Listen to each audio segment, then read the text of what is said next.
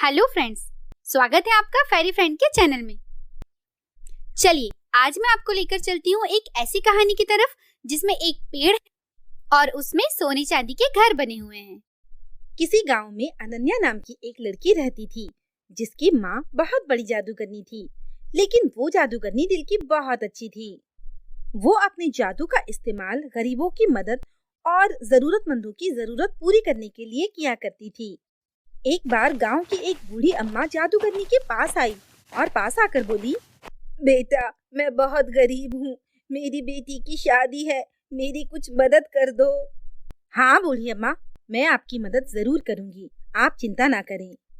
ऐसा कहकर जादूगरनी ने अपनी जादू की छड़ी उठाई और जादू करके उस बुढ़िया को बहुत सारे सोने के सिक्के दे दिए। बेटा तूने मेरी बहुत मदद की है, भगवान तेरा भला करेगा बेटा। इतना कहकर बुढ़िया वहाँ से चली जाती है। अनन्या अपनी माँ को जादू करते हुए देख रही थी। वो अपनी माँ के पास आकर बोली, माँ आप जादू करनी है, आप जादू करती हैं, मुझे भी जादू सिखा दीजिए ना। बेटा तुम अभी बहुत छोटी हो, तुम्हें जादू सीखने की कोई जरूरत नहीं। नहीं माँ, मुझे जादू सीखना है, आप प्लीज मुझे जादू सिखा दीजिए ना। बेटा तुम पढ़ाई लिखाई पर ध्यान दो, जादू तुम बड़ी होकर सीख लेना, अभी से तुम्हें जादू सीखने की क्या जरूरत है। अभी तो तुम्हारी पढ़ाई लिखाई की उम्र है, जादू सीखने की नहीं। माँ अगर आपको मुझे जादू नहीं सिखाना है तो सीधे मना कर दीजिए, इस तरह बहाने बनाने की कोई जरूरत नहीं। अपनी माँ के मना करने के बाद अनन्या जोर जोर से रोती है। उसे देखकर माँ को दया आ जाती है। ठीक है अनन्या, मैं तुम्हें जादू सिखाऊंगी, लेकिन मेरी एक शर्त है। चलो अब रोना बंद करो। बेटा मैं तुम्हें जादू तो सिखा दूंगी, लेकिन तुम्हें वादा करना होगा कि तुम अपने जादू का गलत इस्तेमाल नहीं करोगी। हाँ माँ, मैं आपसे वादा करती हूँ कि मैं अपने जादू का गलत इस्तेमाल बिल्कुल नहीं करूंगी और उसे दूसरों की सहायता के लिए यूज करूंगी। ठीक है बेटा, अभी तुम स्कूल जाओ, शाम को स्कूल से आओगी तब मैं तुम्हें जादू सिखाऊंगी, ठीक है। अनन्या अपनी माँ की बात सुनकर स्कूल चली जाती है और वहाँ खूब मन लगाकर पढ़ती है। शाम को घर आकर अनन्या अपनी माँ से जादू सीखती है। ऐसे ही बहुत दिन बीत जाते हैं। एक दिन अनन्या अपने स्कूल में अपने दोस्तों के साथ खड़ी थी। अरे अनन्या, तुम्हारी माँ तो जादूगरनी है ना, तुम्हें भी तो जादू आता होगा, हमें भी दिखाओ ना जादू। हाँ हाँ, मुझे जादू आता है, मेरी माँ ने सिखाया है, लेकिन उन्होंने मना किया है कि मैं अपने जादू का उपयोग ना करूं। अरे हम तो तेरे दोस्त हैं ना, तू हमें तो अपना जादू दिखा ही सकती है। सारे बच्चे अनन्या से जादू दिखाने की जिद करने लगते हैं। हाँ अनन्या, तू हमें जादू दिखा ना। हाँ हाँ अनन्या, हमें जादू दिखाओ ना। हाँ अनन्या, दिखाओ ना जादू। अच्छा तुम लोग इतना कहते हो तो मैं तुम्हें अपना जादू दिखाती हूँ। ये बोलकर अनन्या जादू की छड़ी उठाती है और छड़ी घुमाते ही कपकेक्स आ जाते हैं। ये सारे कपकेक्स तुम्हारे लिए हैं। ये देखकर अनन्या के सभी दोस्त उसके लिए खूब तालियां बजाते हैं और अनन्या की बहुत तारीफ करते हैं। अनन्या हमें कोई और जादू दिखाना। फिर अनन्या उनमें से एक लड़की को गायब कर देती है और फिर अपने जादू से उसे वापस भी ले आती है। अनन्या को ऐसा करते देख सभी बच्चे ताली बजाते हैं और अनन्या की तारीफ करने लगते हैं। अनन्या की ही क्लास में एक वीरा नाम की लड़की पढ़ती थी जो दूसरों को देखकर जलती थी। ऐसा भी क्या है इसमें जो सारे लोग इसके पीछे पीछे घूमते हैं। ये जादूगरनी की बेटी है ना, जादू सीखी होगी, इसीलिए तो लोग इसके पीछे पीछे घूमते हैं। एक दिन मैं इससे भी बड़ी जादूगरनी बनूंगी और उसके बाद सब लोग मेरे पीछे घूमेंगे। एक दिन वीरा अनन्या के पास आकर कहती है, अनन्या तू मेरे साथ बाहर चलना, मुझे तुझसे कोई बात करनी है। वीरा अनन्या को लेकर बाहर आ जाती है। बताओ वीरा, क्यों बुलाया मुझे तुमने बाहर?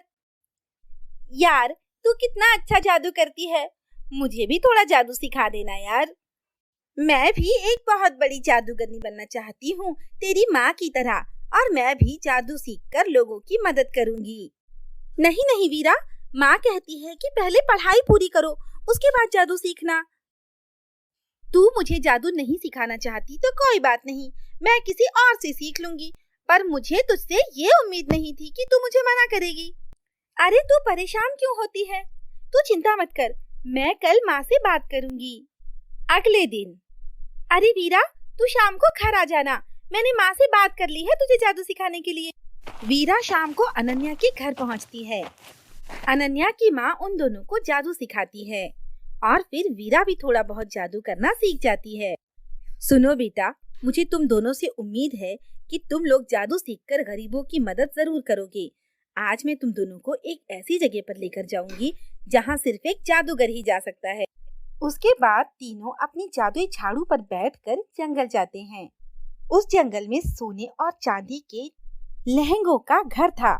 उसकी माँ उन दोनों को उस घर में ले जाती है। वहाँ पर सोने चांदी का बहुत सारा खजाना होता है। अरे वाह, ये तो कितना बड़ा खजाना है। मैंने इतना धन एक साथ पहले कभी नहीं देखा। ये खजाना हमें दूसरों की मदद के लिए उपयोग करना है। इन सबको अपने स्वार्थ के लिए उपयोग नहीं करना है। इसके बाद अनन्या की माँ उन्हें चांदी के लहंगों के घर में ले जाती है। अगर कोई जादूगर यहाँ से सोना चांदी लेकर चला जाए और वो उसे अपने स्वार्थ के लिए उपयोग करे, तो ये चांदी का लहंगा घर उसे तुरंत सजा देता है और उसकी सजा से फिर हमें कोई नहीं बचा सकता। ये खजाना सिर्फ गरीबों की मदद के लिए है और हमें इसका उपयोग सिर्फ उनकी मदद के लिए ही करना चाहिए। अपने स्वार्थ के लिए कभी भी इस खजाने का उपयोग नहीं करना है। आप बिल्कुल चिंता मत करो माँ, हम इस खजाने का उपयोग अपने लिए कभी नहीं करेंगे, बस दूसरों की मदद के लिए ही करेंगे। उसके बाद वो तीनों अपनी जादुई झाड़ू पर बैठकर वापस घर आ जाते हैं। घर आकर वीरा उसी खजाने के बारे में लगातार सोचती ही रहती है।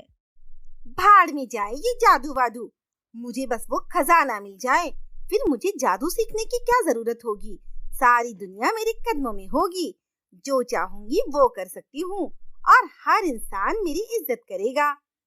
मुझे तो बस वो खजाना चाहिए। वीरा अपनी जादुई झाड़ू पर बैठकर जाती है और उन दो घरों से सारा खजाना इकट्ठा करके बैग में भर लेती है और उसे लेकर घर वापस लौट ही रही होती है।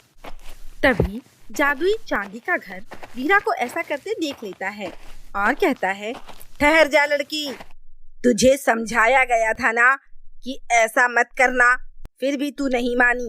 अब देख मैं तेरे साथ क्या करता हूँ। चांदी का घर उसे अपनी तरफ खींच लेता है और खींचकर जेल में बंद कर देता है। अब वीरा रोने और परेशान होने लगती है।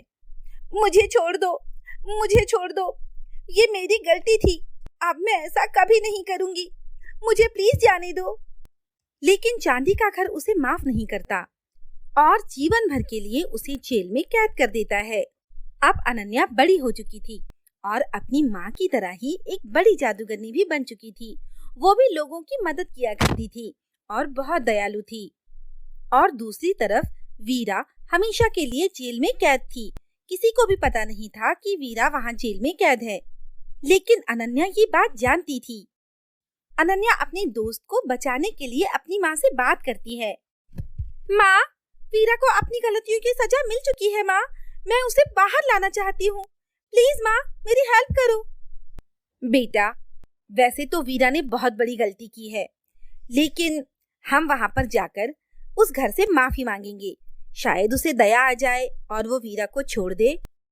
तो ठीक है माँ, हम कल ही जाएंगे। अगले दिन वो अपनी झाड़ू पर सवार होकर वहाँ पहुँचते हैं जहाँ वीरा कैद थी। वीरा उन लोगों को देखकर बहुत खुश होती है। अनन्या, तू आ गई मुझे बचाने, मुझे पूरा यकीन था कि तू जरूर आएगी। हाँ वीरा, तू चिंता मत कर। इसके बाद वो जादूगरनी उस पेड़ को बहुत मनाती है, उसे माफी मांगती है और वादा करती है, हे जादुई लहंगे के पेड़, हम तुमसे वादा करते हैं कि अब ऐसा कभी नहीं होगा। वीरा को उसकी गलतियों की सजा मिल चुकी है, अब वो ऐसा कभी नहीं करेगी, उसे जाने दो, तुम प्लीज दया दिखाओ। जादुई लहंगे के घर को उन पर दया आ जाती है और वो उसे आजाद कर देता है।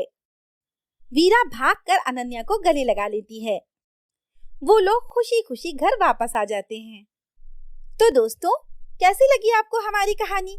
अगर पसंद आई हो तो लाइक, शेयर और सब्सक्राइब करना ना भूलें और ऐसी ही दिलचस्प कहानियाँ देखने के लिए बने रहें हमारे चैनल पर।